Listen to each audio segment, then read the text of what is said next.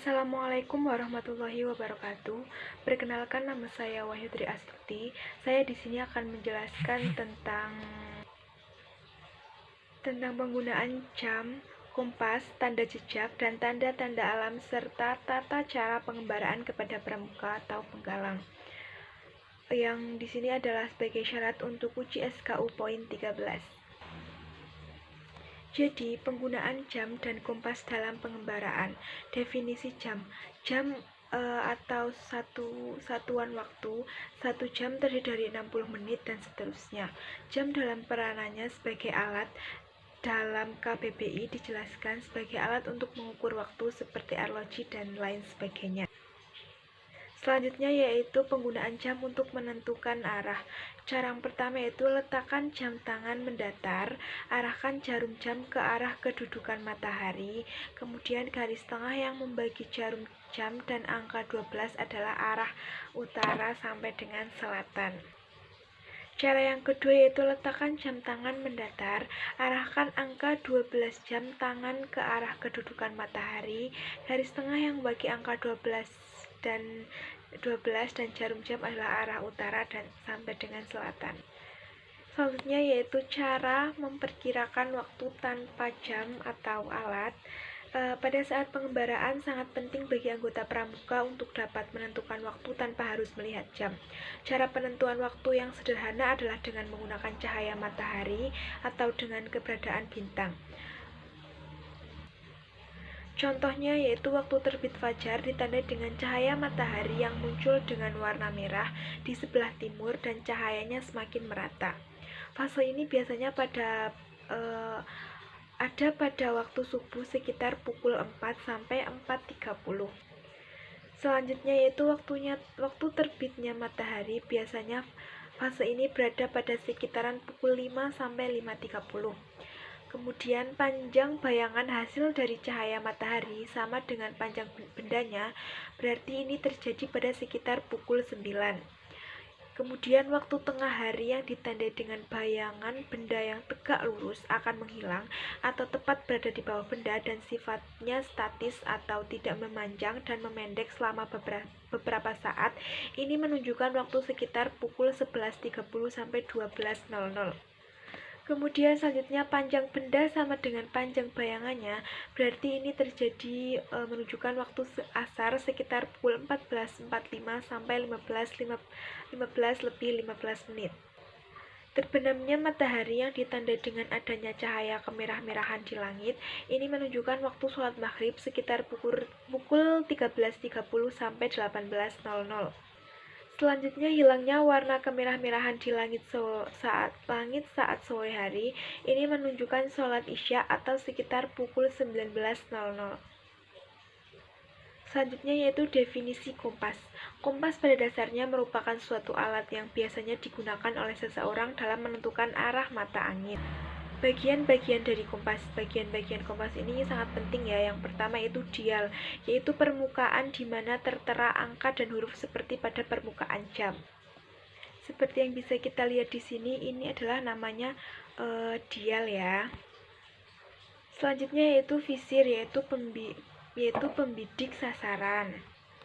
Yang itu bagiannya itu adalah ini namanya pembidik sasaran.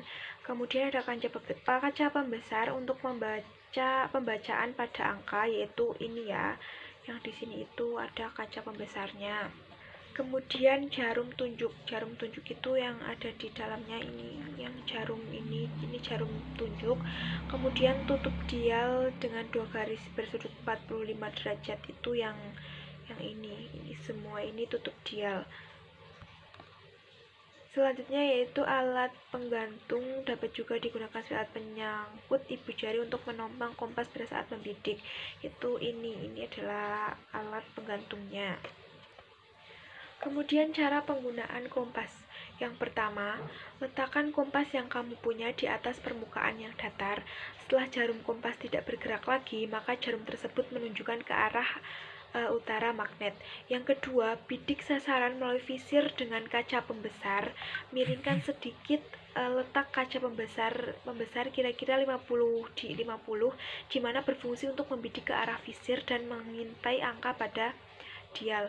Yang ketiga, apabila visir diragukan karena kurang jelas terlihat dari kaca pembesar, luruskan saja garis yang terdapat pada tutup dial ke arah visir, searah dengan sasaran bidik agar mudah melihat melalui jalur kaca pembesar.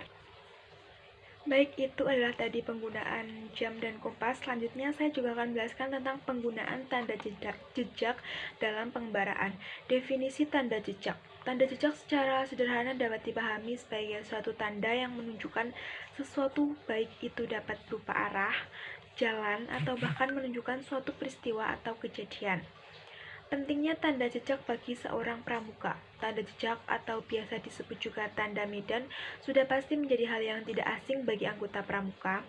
Pengetahuan yang baik tentang bagaimana membaca tanda jejak adalah salah satu bekal utama bagi seorang pramuka yang hendak melaksanakan pengembaraan. Pengetahuan mengenai tanda jejak atau alam yang baik dapat meminimalisir atau bahkan menghindari peristiwa tersesatnya anggota pramuka dalam pengembaraan. Contoh macam tanda jejak dalam pramuka, tanda jejak selalu bersifat rahasia. Untuk membuat tanda jejak dapat dipakai dari batu, kayu, ranting, goresan, rumput, dan lain sebagainya. Contoh dari tanda jejak yaitu seperti tanda-tanda di atas tanah atau goresan. Contohnya seperti jika ada tanda goresan di tanah seperti tanda silang seperti ini, itu artinya jangan lewat situ. Terus kemudian jika ada panah yang menunjukkan dua arah atau ada arahnya itu dua, itu artinya kembali. Terus jika segitiga itu artinya tanda bahaya. Kemudian jika seperti kayak batu ditumpuk menjadi 3 bagian, yang pertama besar, sedang, sama kecil, itu artinya tandanya juga sebagai tanda bahaya. Terus juga ada dalam persegi ada tulisan 5 sama tanda panah, itu artinya 5 langkah ada surat. Terus kemudian jika ada seperti gambar love itu, jika love-nya itu ke arah yang benar itu artinya tandanya buruk, tapi jika menghadap ke bawah itu artinya tandanya baik. Dan jika ada tanda panah itu ke kanan ataupun ke kiri, itu ikuti jalan ini ya, pasti tahulah ya. Dan masih banyak lagi tanda jejak yang dengan goresan atau di tanah, itu masih banyak lagi.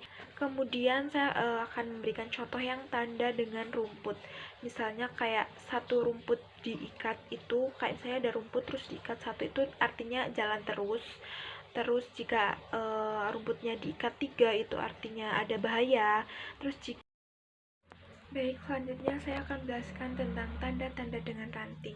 Misalnya jika ada ranting yang lurus seperti ini, itu artinya tandanya jalan terus. Terus jika ada 3 ranting yang berdiri, itu artinya tanda bahaya. Dan jika ada ranting yang beloknya ke kanan, itu artinya jalan ke kanan. Jika yang ke kiri itu artinya ya jalan ke. Kemudian jika ada tanda ranting seperti ini, itu artinya jalannya 1 kilometer lagi. Selanjutnya yaitu penggunaan tanda-tanda alam dalam pengembaraan. Pengantar tanda alam, yaitu sebagai seorang pramuka yang selalu menjunjung tinggi dharma pramuka, alam menjadi bagian yang tidak lepas dari kehidupan anggota gerakan pramuka. Pemahaman mengenai alam juga menjadi hal yang sangat penting bagi kegiatan pengembaraan agar kegiatan dapat berjalan tanpa hambatan. Berikut ini adalah contoh-contoh beberapa tanda alam seperti kabut. Itu kabut tipis dan rata membumbung tinggi ke atas, berarti kurangnya uap air di udara dan pertanda cuaca akan selalu baik. Apabila kemarin ada hujan, cuaca terang benderang pada pagi hari bertanda buruk pada hari itu. Kemudian yaitu awan. Apabila angin diliputi awan yang tebal dan gelap, berarti akan turun hujan yang deras. Matahari. Apabila matahari terbit berwarna merah dan diliputi garis-garis awan yang kehitaman, berarti ada hujan. Apabila berwarna bersih dan terang, berarti hari cerah. Bintang. Apabila pada malam hari bintang di langit kelihatan terang sekali, maka pada malam itu cuaca akan baik. Sedangkan bila tampak suram, berarti bertanda cuaca buruk. Kemudian bulan, apabila terlihat terang dan bersinar berarti cuaca baik, tapi jika diliputi dengan awan gelap berarti hujan akan turun. Kemudian binatang, apabila kita perhatikan naluri binatang dengan seksama yang ada hubungannya dengan cuaca, maka kita akan tercengang atas keganjilan-ganjilan yang dilakukan dengan cara mereka, antara lain laba-laba akan bersembunyi jika cuaca akan buruk dan rajin mengerjakan sarangnya bila cuaca baik. Semut akan tetap di dalam lubangnya bila cuaca akan buruk. Apabila mereka keluar dan berjalan mundar-mandir berarti cuaca akan baik. Lebah, dengan melihat sarangnya, pada cuaca baik mereka berterbangan jauh dari sarangnya. Dengan apabila cuaca buruk, dia akan berterbangan tidak jauh dari sarangnya. Lalat, apabila akan turun hujan, mereka akan hinggap di tembok atau dinding, sedangkan pada cuaca baik mereka akan berterbangan. Kemudian ikan akan melompat-lompat apabila cuaca buruk. Kemudian ada kambing, apabila akan turun hujan, bau badannya dapat tercium dan jarak yang lebih jauh pada cuaca baik. Kemudian tanda alam lainnya ketika cuaca buruk yaitu burung-burung membasahi bulunya dengan paruhnya. Kemudian ada bila asap naik dengan tegak lurus dan tinggi sekali maka cuaca pada hari itu akan baik, dan apabila asapnya naik mendatar dengan tanah atau rendah maka cuaca akan buruk. Itu saja yang bisa saya sampaikan. Terima kasih sudah mau mendengarkan penjelasan dari saya. Semoga video ini bisa bermanfaat. Sekian dari saya. Wassalamualaikum warahmatullahi wabarakatuh.